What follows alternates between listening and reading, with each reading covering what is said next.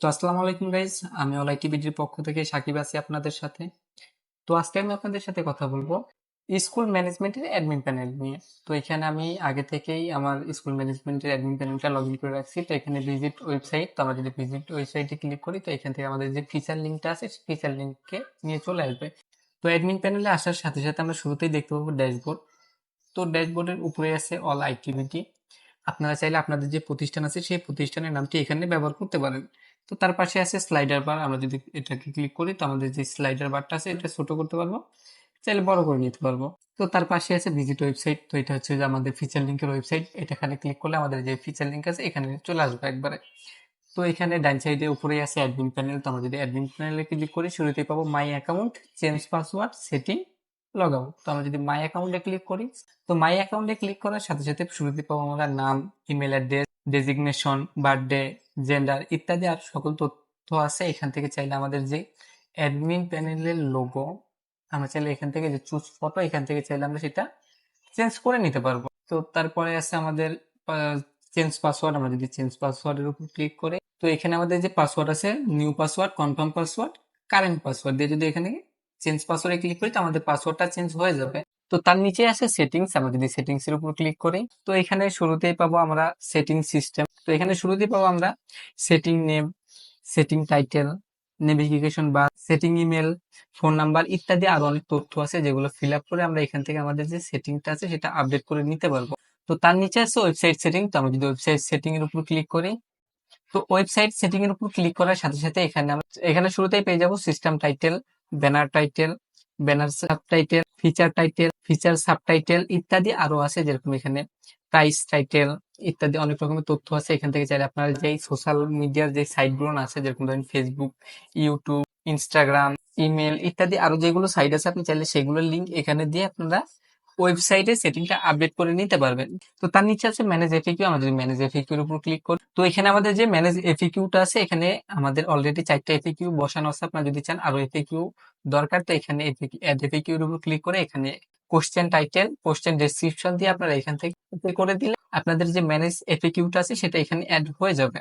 তো তার নিচে আছে পেমেন্ট সেটিং, আমরা যদি পেমেন্ট সেটিং এর উপর ক্লিক করি তো এখানে আমাদের যে পেমেন্ট মেথডটা আছে আমরা কোন হিসাবে পেমেন্টটা নিতে চাই এখানে দেওয়া আছে ইউএসডি ডিফল্ট ভাবে। আপনারা চাইলে এখানে আরো অপশন আছে, আপনারা চাইলে সেগুলো ব্যবহার করতে পারেন। তো তার নিচে আছে ল্যাঙ্গুয়েজ সেটিং, আমরা যদি ল্যাঙ্গুয়েজ সেটিং এর উপর ক্লিক করি তো এখানে আমাদের অলরেডি দুইটা ল্যাঙ্গুয়েজ আছে, ইংলিশ আর বাংলা। আপনারা যদি চান ল্যাঙ্গুয়েজ অ্যাড করবেন তো এখানে অ্যাড ল্যাঙ্গুয়েজ আছে, এখানে আপনারা যে ল্যাঙ্গুয়েজ অ্যাড করবেন সেই ল্যাঙ্গুয়েজটা অ্যাড করে সেভ করে দিলে এখান থেকে আপনাদের ল্যাঙ্গুয়েজটা অ্যাড হয়ে যাবে। আপনারা চাইলে ল্যাঙ্গুয়েজ এডিট করতে পারবেন, ডিলিট করতে পারবেন। তো তার নিচে আছে এসএমটিপি সেটিং, তো আমরা যদি এসএমটিপি সেটিং উপর ক্লিক করি তো এখানে আপনাদের যে এসএমটিপি সেটিং এর মেথডটা আছে সেটা আপনারা এখানে বসিয়ে এখান থেকে যদি সেভ করে দেন তো আপনাদের এসএমটিপি এখান থেকে আপডেট হয়ে যাবে। তো তার নিচে আছে অ্যাবাউট, আমরা যদি অ্যাবাউট এর উপর ক্লিক করি তো অ্যাবাউটে আসার সাথে সাথে আমরা এখানে শুরুতে দেখতে পাবো software version, check update, PHP version. তো এখানে যে সফটওয়্যারের ভার্সন গুলো আছে সেগুলো আপনি এখান থেকে এক নজরে চেক করতে পারবেন। যদি সফটওয়্যারে কোনো আপডেট আসে তো এখান থেকে আপনি আপডেট করে নিতে পারবেন।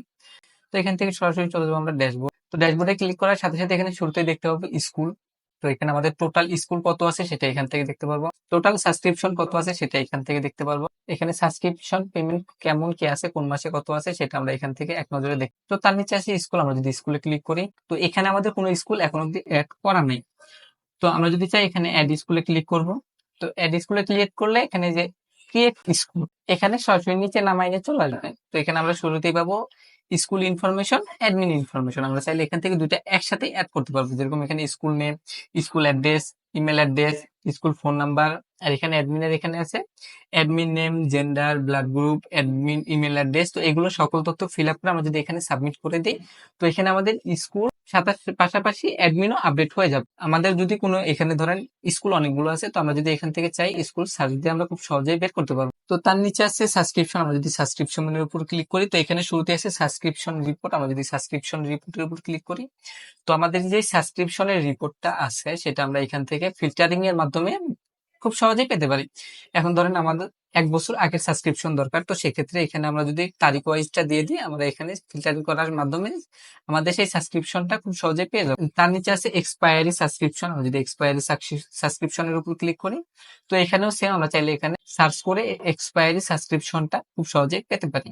তো তার নিচে আছে পেন্ডিং রিকোয়েস্ট। আমরা যদি এখানে ক্লিক করি, তো এখানে আমাদের যে পেন্ডিং রিকোয়েস্ট আছে সেটা এখানে লিস্ট আকারে শো হবে।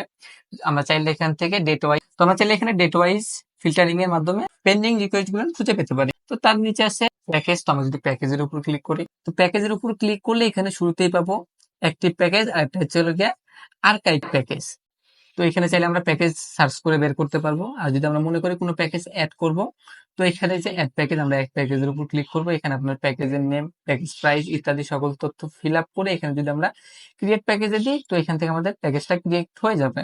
তো তার নিচে আছে অ্যাড অন। আমরা যদি অ্যাড অনের উপর ক্লিক করি, তো এখানে আমাদের একটা অ্যাড অন অলরেডি অ্যাক্টিভ আছে। আপনারা যদি মনে করেন আরো অ্যাড অন অ্যাক্টিভ করবেন, তো এখানে অ্যাড অন আছে, এখানে ক্লিক করবেন। এখানে শুরুতেই আপনার যে অ্যাড অনের ফাইল আছে, জিপ ফাইল, সেই ফাইলটা এখানে আপলোড করবেন। আর নিচে পারচেজ কোড দিয়ে এখানে যদি ইনস্টল অ্যাড অনে দেন, তো এখান থেকে আপনাদের অ্যাড অনটা ইনস্টল হয়ে যাবে।